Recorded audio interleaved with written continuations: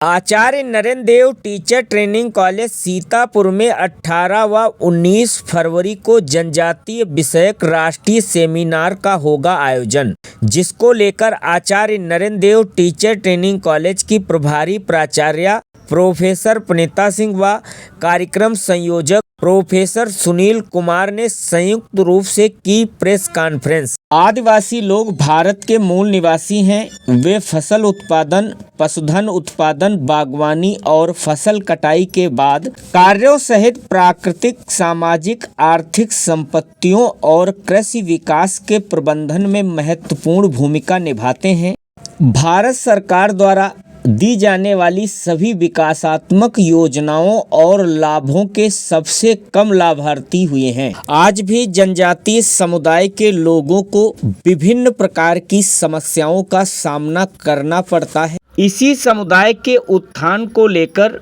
Seminar संयोजक professor Sunil Kumar ने बताया। 18-19 फरवरी को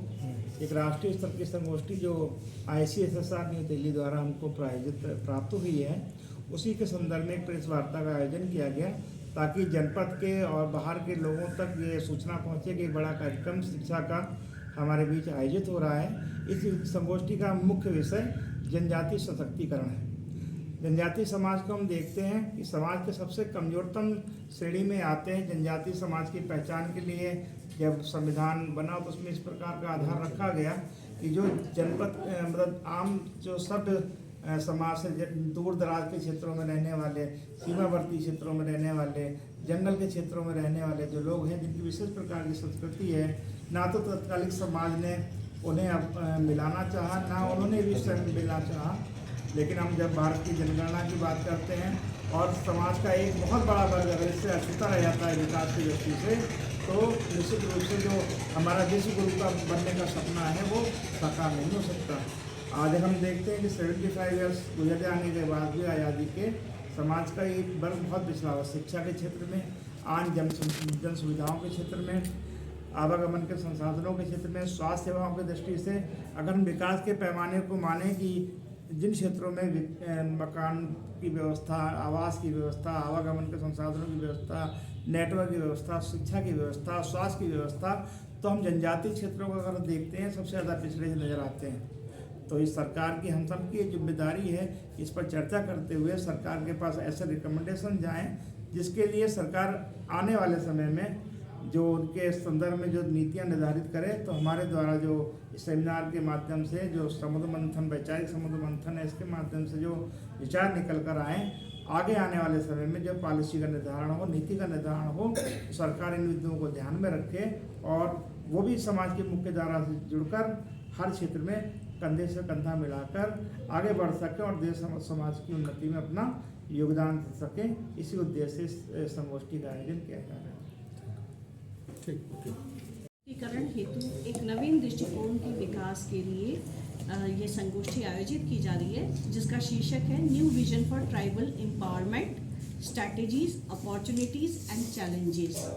जिससे बिल्कुल स्पष्ट होता है कि जनजातीय सशक्तिकरण के लिए जो नवीन दृष्टिकोण का विकास होना है, उससे संबंधित जो नीतियाँ बन रही हैं या बनाई जानी हैं तथा उसके लिए जो अवसर प्राप्त हो रहा है या अवसर सृजित किए जाने हैं तथा उसके समक्ष जो चुनौतियाँ उत्पन्न होंगी, उसके बारे में पूर्व विचार करने के लिए ये संगोष्ठी आयोजित की जा रही है। बहुत समय से देखा जा रहा है कि हमारे भारत के जनजाति जो वर्ग है, जो भारत की जो है 8.6% जनसंख्या का निर्माण करते हैं, उनके जो योगदान जो कृषि संबंधी या जो वन संबंधी जो हमारी जो क्रियाएं हैं उन सब में, तथा भौगोलिक और सांस्कृतिक पारंपरिक जो भारतीय संस्कृति है उसमें उनका काफ़ी योगदान रहता है, परंतु उनके विकास में जो हमारा जो योगदान है वो काफ़ी कम दिखाई पड़ता है। वहाँ पे अभी भी हम जनजातीय वर्गों में पाते हैं कि शिक्षा का काफ़ी अभाव है,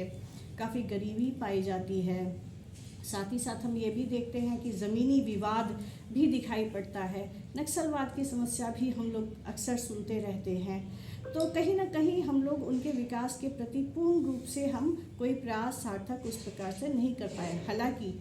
2% जो आरक्षण भारतीय संविधान में उल्लेखित है वो उनके विकास के लिए ही किया गया था, पर आज के समय में देखा जा रहा है कि ये पर्याप्त नहीं है। तो पुनः एक नवीन दृष्टि के विकास को ध्यान में रखते हुए ये संगोष्ठी आयोजित की जा रही है। कब तक